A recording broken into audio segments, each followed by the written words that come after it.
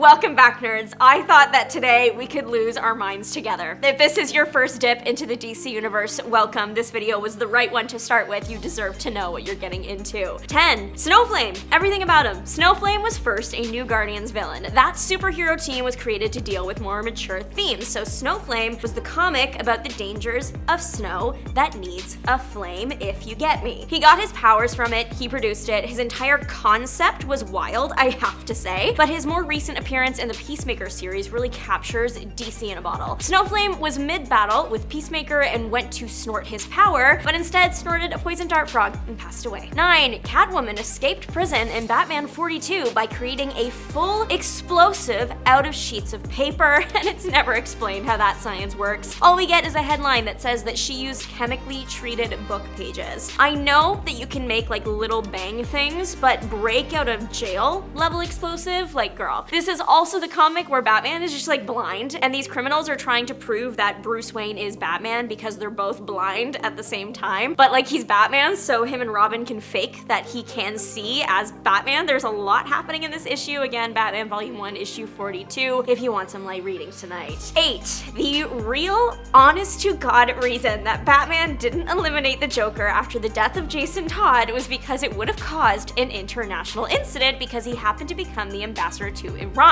So the Joker rightfully assumed that after eliminating Batman's son, that the hero would be more than willing to break his golden rule. To make sure that he lived, the Joker became the UN ambassador for Iran. So if Batman tried anything, it would cause an international incident. To be clear, Batman was probably going to try something anyway, but Superman showed up to stop him, and yeah, there's nothing you can do with that. 7. Superman destroyed an entire low-income neighborhood with no warning to get the crime off the streets. Early comics? What can you do? Action Comics number 8 from 1939. Superman was resolving the issue in a low-income neighborhood, and he was appalled at the conditions and all the crime present, and he had just seen that when a cyclone hit another town, the government stepped in to help. Superman decided to be that cyclone for this neighborhood. He destroyed everything. The army did get involved, but yeah, everything was gone and allegedly rebuilt in a few weeks, and maybe it's the Toronto construction in me, but I highly doubt that. 6. Wonder Woman's weakness. Right now, Wonder Woman has weaknesses, of course, but nothing super obvious the way we have like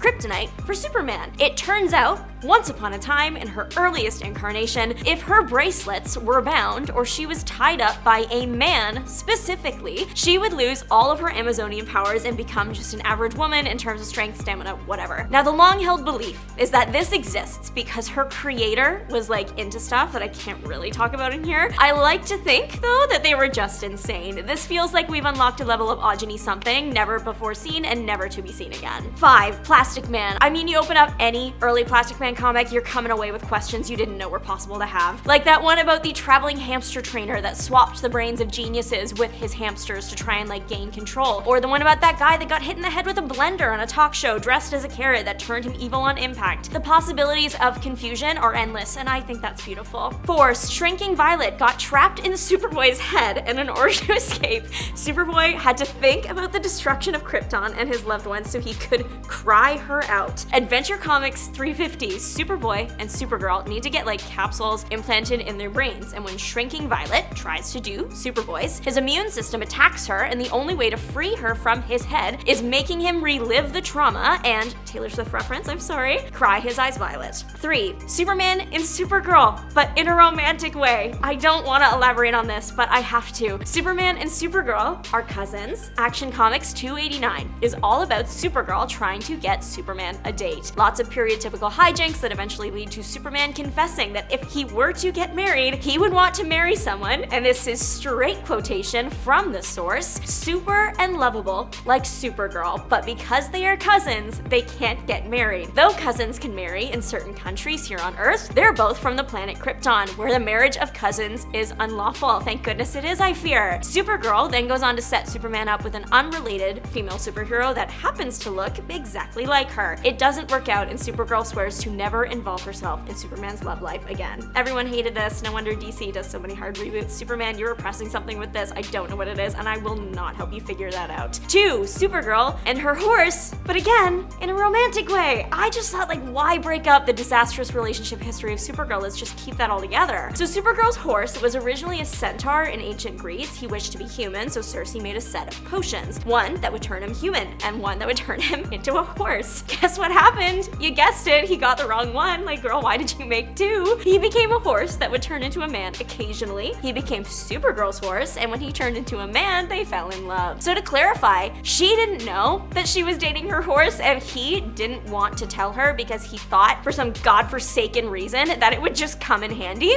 I cannot think of a single situation in which this would be a surprise tool to help us later, but what do I know? And that's how Supergirl dated her horse. Number 1, Black Bomber, the most offensive thing DC almost sent to print. The story goes, DC wanted to create a solo run starring a black superhero. The concept they came up with was Black Bee. He was kind of like Shazam. When he yelled a certain word, he would go from a white man with prejudices when he yelled a certain word, he would go from a white man with prejudices against many groups to a black man who was a superhero that was basically every stereotype ever. A DC writer allegedly begged the company to not let this be their first black solo superhero series, and they allegedly told them, well, come up with something better. And that's how Black Lightning came to be. But what do you think? What DC moment left you staring blankly at a wall for 20 minutes? Let us know in the comment section down below. Thanks a million nerds for listening along. Don't forget to like and subscribe. See you next time.